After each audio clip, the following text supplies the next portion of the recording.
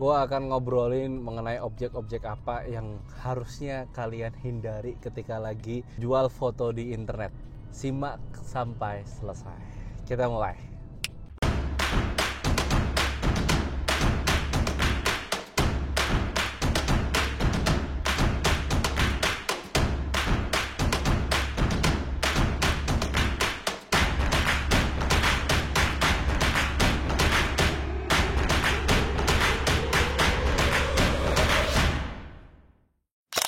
Oke, halo semuanya, balik lagi ke channel gue di Resi Perdata. Di channel ini kalian bisa mendapatkan banyak informasi seputar dunia microstock. Jadi pastiin dulu untuk diklik subscribe, karena subscribe itu gratis.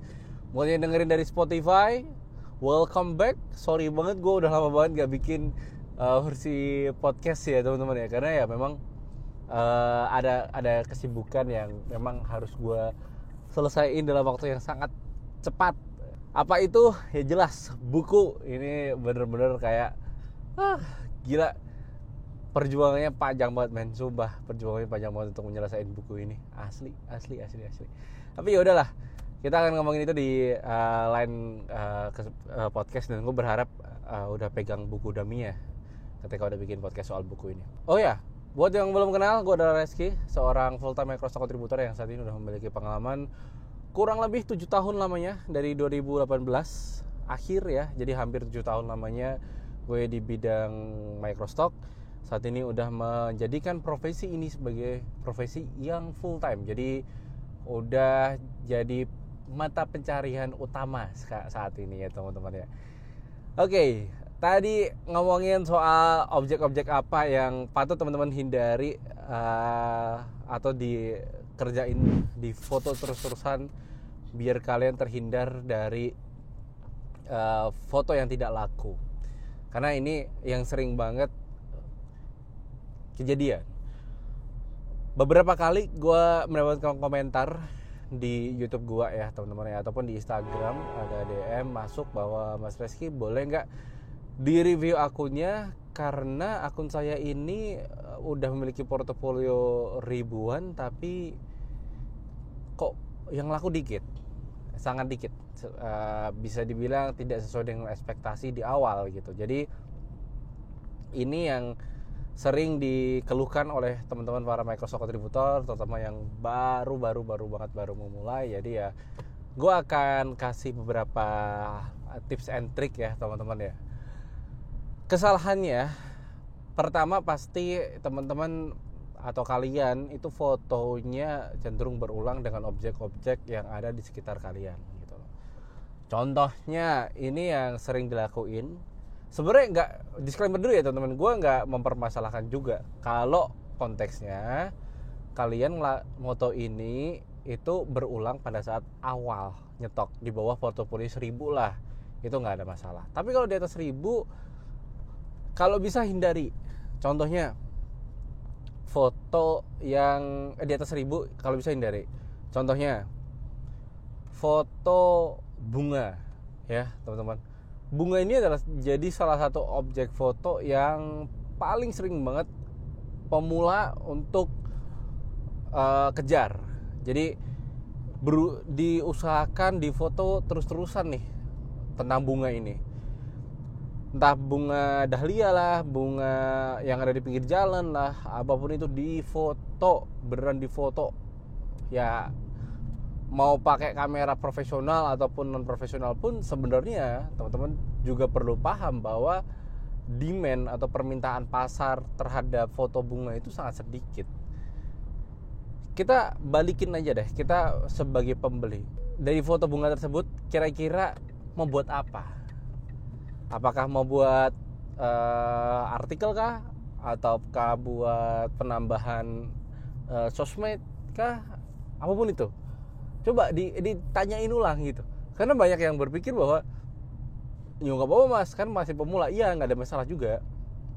Cuma balik lagi, kalau di atas itu ya buat apa? Kalau di atas 1000 di foto terus-terusan bunga itu sering banget tuh. Heran juga. Kadang tuh orang menurut gue ya terlalu nyaman di satu objek tertentu aja gitu, di objek-objek yang terdekat, tapi nggak mau eksplorasi. Itu yang kadang buat gua agak disayangkan. Misal contoh kalian portofolio udah banyak, ya kalau bisa jangan bunga aja lah.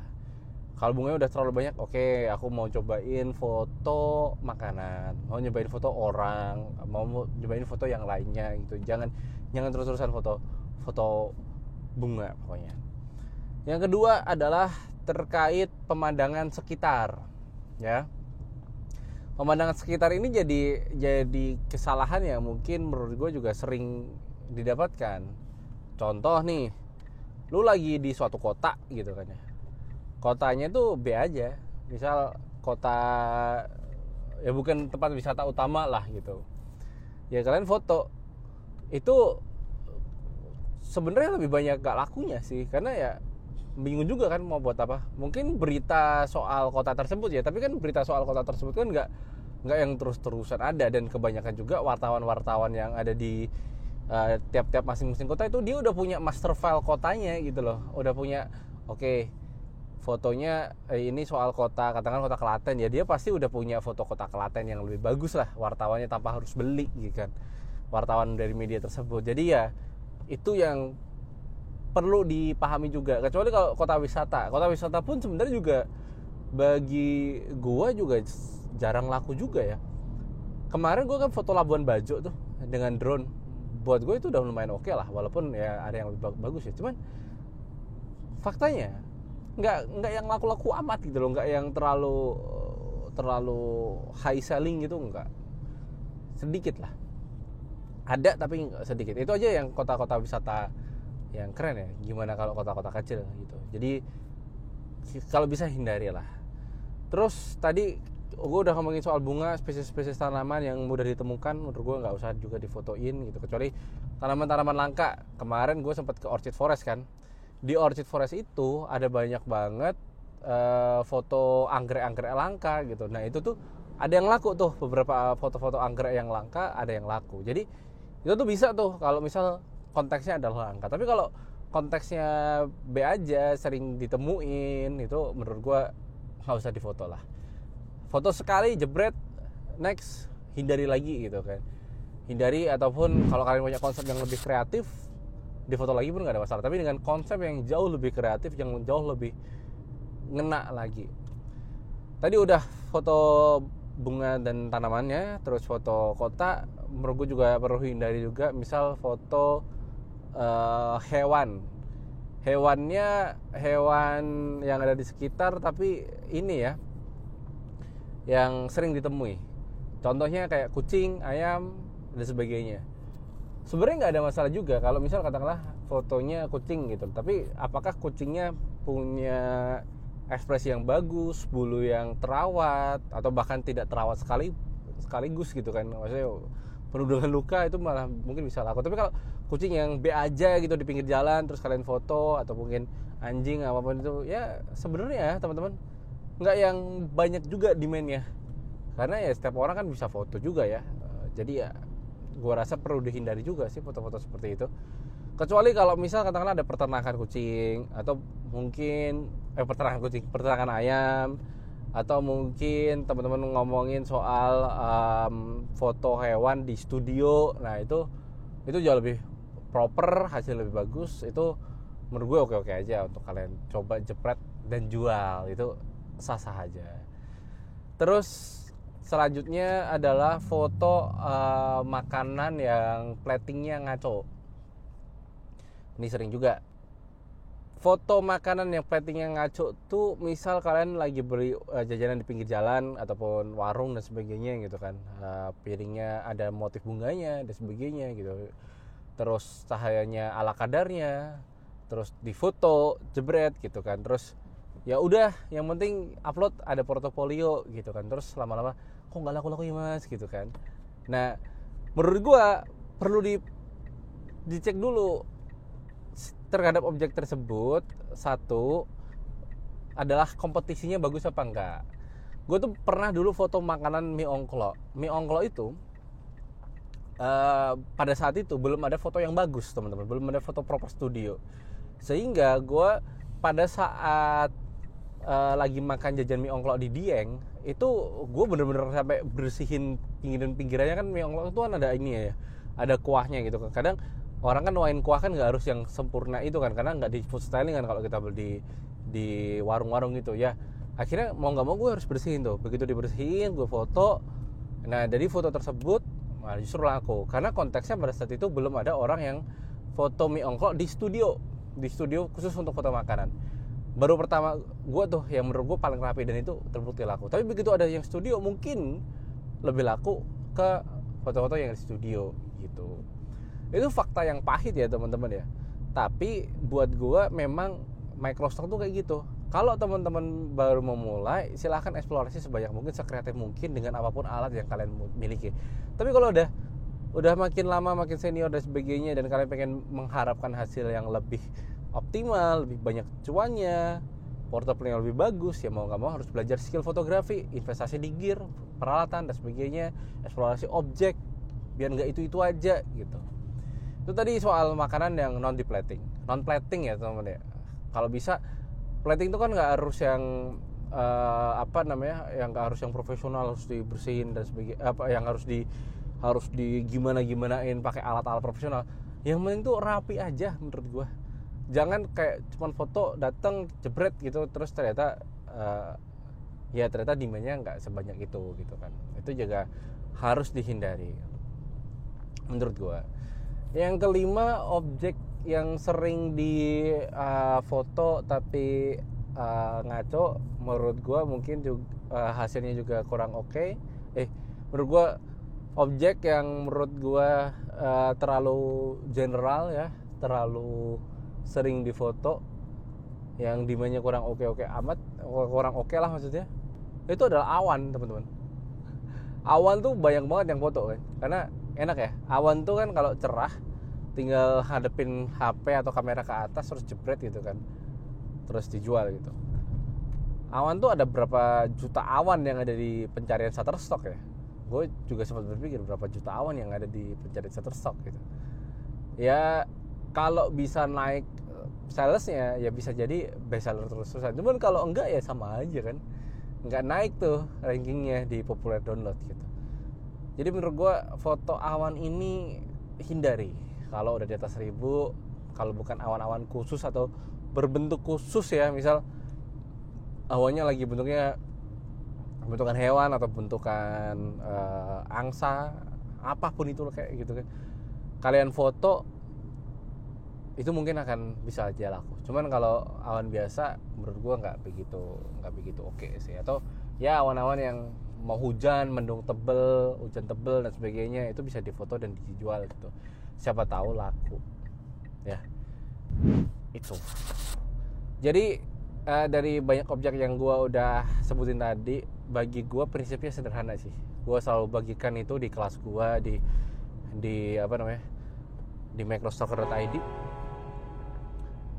Sebelum foto pastiin dulu, dicek dulu, lihat dulu demand-nya di shutterstock.com ya. Terus kalian ketik objek foto tersebut di situ, terus kalian lihat, kalian bedah mana yang bagus, mana yang bisa dieksekusi semirip mungkin, atau malah justru kalau kalian bisa nemuin, oh ini celahnya nggak ada, ada satu yang belum ada nih foto gitu kan. Misal contohnya teman-teman foto bawang nih, bawang goreng udah ada, bawang mentah udah ada, bawang yang ada daunnya juga masih udah ada dan sebagainya. Terus teman-teman bingung, kayaknya ini ada satu yang belum ada di sini deh. Bawang tapi dibikin bentuk, misal bentuk lingkaran, bentuk segitiga, bentuk kotak gitu kan. Jadi ditata tapi bentuknya kotak dan sebagainya. Nah coba teman-teman kasih di situ gitu loh. Di Shutterstock bikin bentuk yang kayak gitu, ditata dulu, terus kalian jual. Bisa aja tuh lebih laku, karena itu melihat celah yang nggak ada, tapi teman-teman bisa ngelihat demand-nya ada nih. Nah itu tuh yang biasanya jam terbangnya harus dikejar. Makin jago maka makin bisa ngelihat celah itu. Tapi kalau jarang riset, jarang lihat portofolio orang lain, jarang berpura-pura tanda kutip menjadi pembeli, gua rasa microstock kalian juga nggak akan kemana-mana sih gitu. Jadi pastikan buat teman-teman benar-benar ngerti dari kacamata pembeli, ngerti dari kacamata penjual ya, terus juga selalu upscaling, selalu upskill, tingkatin skillnya, teknisnya. Kalau ada rezeki lebih bisa investasi ke gear, itu jauh lebih penting. Dan yang nggak kalah tadi, gue udah, karena ini topiknya soal 5 objek yang nggak boleh di foto sering-sering ya. Kalau bisa juga teman-teman eksplorasi sebanyak mungkin objeknya, jangan yang itu aja. Termasuk itu catatan buat gue juga, karena gue ini terlalu nyaman dengan foto studio. Kadang gue lupa bahwa gue pengen banget nih kapan-kapan kayak dulu lagi gitu loh. Baru awal mulai itu bener-bener semangatnya adalah apapun gue foto, gue jepret gitu kan. Kadang gue kangen feeling excitementnya di situ gitu loh. Jadi apapun objeknya gue foto, gue jepret pada saat itu. Jadi gue juga catatan ke gue sendiri juga bahwa ya gue harus eksplorasi lagi gitu, termasuk gue juga. Jadi podcast ini nggak cuma buat kalian tapi juga buat diri gue sendiri ya. Nanti dikiranya Mas Reski ini sosokan ngomong kayak gitu padahal fotonya gitu-gitu baik juga gitu kan. Enggak, gue sadar diri kan teman-teman, gue sadar diri. Jadi ya mari kita sama-sama eksplorasi. Oke, gitu aja teman-teman. Menurut kalian gimana? Apa objek foto yang menurut kalian udah terlalu sering ada di Shutterstock, ataupun udah sering kalian foto yang ternyata itu nggak laku-laku amat gitu? Tulisnya di kolom komentar biar orang lain juga nggak ngalamin hal yang sama, menghindari objek-objek yang sama dengan yang objek ibarat kata dead zone-nya lah, atau nggak laku sama sekali di portofolio kalian. Tulisin di kolom komentar ya, kita belajar bareng-bareng di kolom komentar. Oke, gitu aja, sampai jumpa di podcast selanjutnya. Goodbye.